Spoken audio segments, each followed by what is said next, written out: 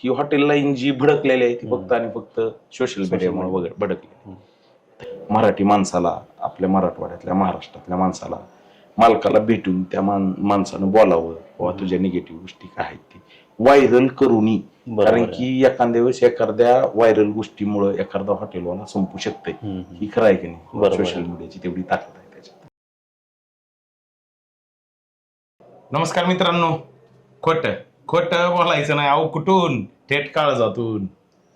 मित्रांनो नमस्कार. आपण सध्या आहोत हॉटेल जलपरीमध्ये आणि हा डायलॉग तुम्ही अनेक महिन्यांपासून ऐकताय. तर आपल्यासोबत हॉटेलचे मालक आहेत रवी काळे. मी इकडून चाललो होतो लातूरकडे, तर खास आता त्यांच्याकडे जेवणासाठी थांबलो होतो. खरं म्हटलं तर जेवण झाल्यानंतर मी त्यांना भेटलो आणि जेवणाची जी क्वालिटी आहे ती मला खूप आवडली.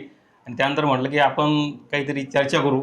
म्हणजे चर्चेचं काही विषय ठरलेला नाही, परंतु त्यांचं खूप आता महाराष्ट्रामध्ये व्यक्तिमत्व जे आहे खूप प्रसिद्ध आहे.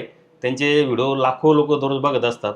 तर आता तुम्हाला तुमचा जो इतिहास आहे तो बऱ्याच जणांना माहिती आहे आणि तुम्ही आता सांगितलं की खोटं बोलायचं नाही. तर आपण आता खरंच बोलू.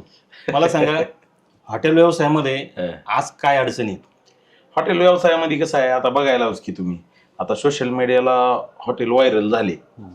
मला सांगा, आता ग्रामीण भागामध्ये किंवा इतर तालुक्यामध्ये किंवा जिल्ह्यामध्ये जी छोटे छोटे हॉटेल असतात तिथले का व्हिडिओ पडत नाहीत निगेटिव्हचे? म्हणजे व्हायरल झालेल्या हॉटेलचेच का व्हिडिओ पडतात?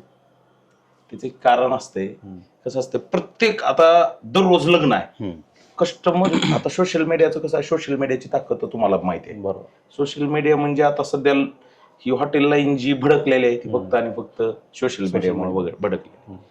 ही जी कस्टमर येतो, कधी कधी त्याला टायमाला कांदा भेटत नाही, लिंबू भेटत नाही, ही अनेक अडचणी आहेत त्याच्यामध्ये. कधी कधी कुणाच्या मनासारखं, आता प्रत्येकाची जीभ वेगळी वेगळी आहे, प्रत्येकाची चव वेगळी वेगळी आहे. 5 बोटासारखे माणसं आहेत समजा. बरोबर. प्रत्येकाला, कुणाला करपल्याला आवडतंय, कुणाला करपल्याला जमत नाही. तुम्ही बघा, अशा सगळ्याची जीभ वेगळी आहे, टेस्ट वेगळी आहे.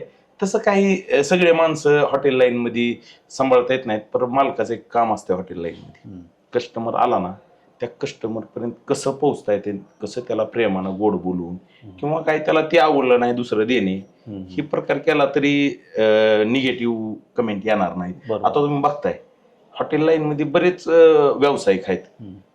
पर आता कालचाच विषय आहे, समजा कुठल्या तरी हॉटेलमध्ये जुळून निघाला ही प्रकार आहे. पर ही अशा गोष्टी होत जरी असल्या तरी आपल्या मराठी माणसाला, आपल्या मराठवाड्यातल्या महाराष्ट्रातल्या माणसाला मालकाला भेटून त्या माणसानं बोलावं, बाबा तुझ्या निगेटिव्ह गोष्टी काय आहेत ती व्हायरल करूनी. कारण की एखाद्या वेळेस एखाद्या व्हायरल गोष्टीमुळे एखादा हॉटेलवाला संपू शकते. ही खरं आहे की नाही? सोशल मीडियाची तेवढी ताकद